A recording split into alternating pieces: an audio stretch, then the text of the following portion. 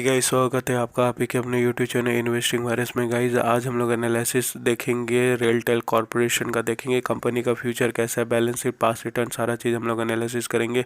तो इस वीडियो को पूरा अंत तक देखना, आपको खुद पता चल जाए कि आपको इस स्टॉक में इन्वेस्ट करना चाहिए या नहीं, या आपने ऑलरेडी इन्वेस्ट कर रखा है तो आगे आपको क्या करना चाहिए।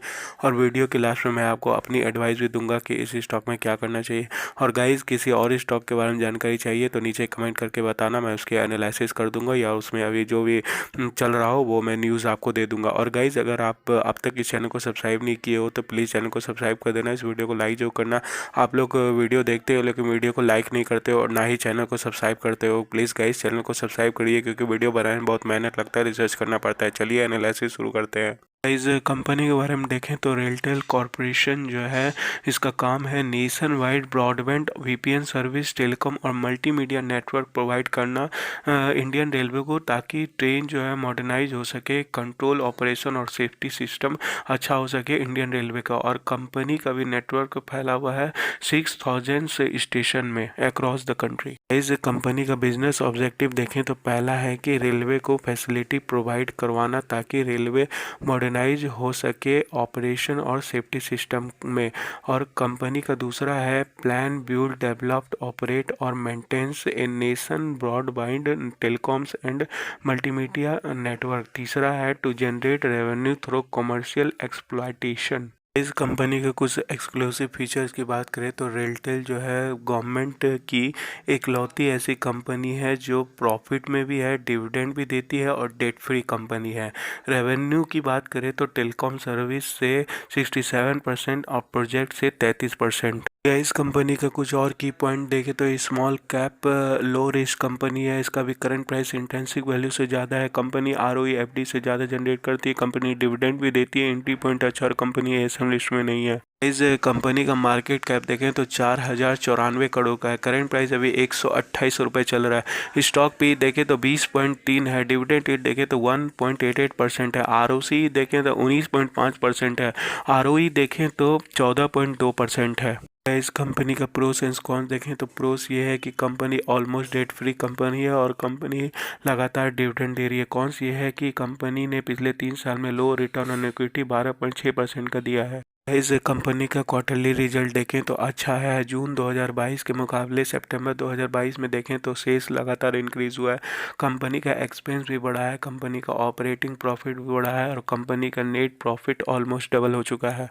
इस कंपनी का एनुअली रिटर्न देखें तो सेल्स लगातार इंक्रीज हो रहा है, एक्सपेंस भी लगातार इंक्रीज हो रहा है, ऑपरेटिंग प्रॉफिट भी लगातार इंक्रीज हो रहा है और नेट प्रॉफिट भी लगातार इंक्रीज हो रहा है। इस कंपनी का कंपाउंड सेल्स ग्रोथ 3 साल का देखें तो 16% है, कंपाउंड प्रॉफिट ग्रोथ 3 साल का देखें तो 16% है, स्टॉक प्राइस सीएजीआर 3 साल का देखें तो 0% है और रिटर्न ऑन इक्विटी 3 साल का देखें तो 13% है। इस कंपनी का इनकम स्टेटमेंट देखें तो higher than industry revenue growth, increasing market share, lower than industry net income. Total revenue देखें तो हर साल इंक्रीज हो रहा है, इबिटा भी हर साल इंक्रीज हो रहा है और ईपीएस भी लगातार हर साल इंक्रीज हो रहा है। इस कंपनी का बैलेंस शीट देखें तो lower than industry debt to equity ratio, higher than industry current ratio. Company के ऊपर एसेट देखें तो 2858 करोड़ का है और कंपनी के ऊपर लायबिलिटी देखें तो सिर्फ 1331 करोड़ का है, यानी company almost debt free company है।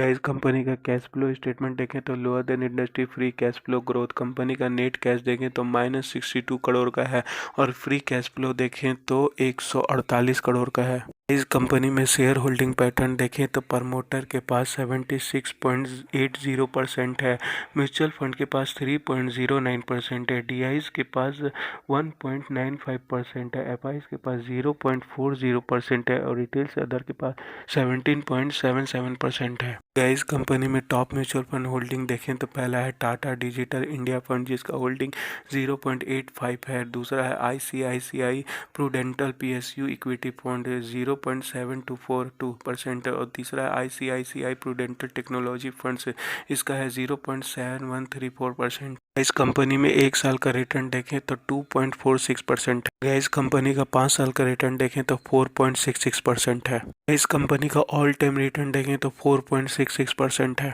गैस कुछ दिन से मेरा तबीयत ठीक नहीं है, फीवर उबर है, खांसी है, इसलिए आवाज़ ठीक से नहीं आ रहा होगा, मैनेज कर लेना। मैं इस स्टॉक के बारे में कुछ हाईलाइट करना चाहता हूँ पॉइंट।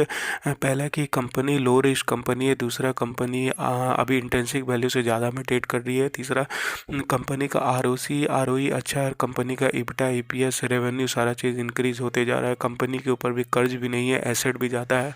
और ये था प्लस पॉइंट। और कुछ नेगेटिव पॉइंट ये है कि कंपनी का 1 साल का 5 साल का ऑल टाइम का रिटर्न देखें तो कुछ भी रिटर्न नहीं दिया है। कंपनी ने 2% 4% का रिटर्न दिया है।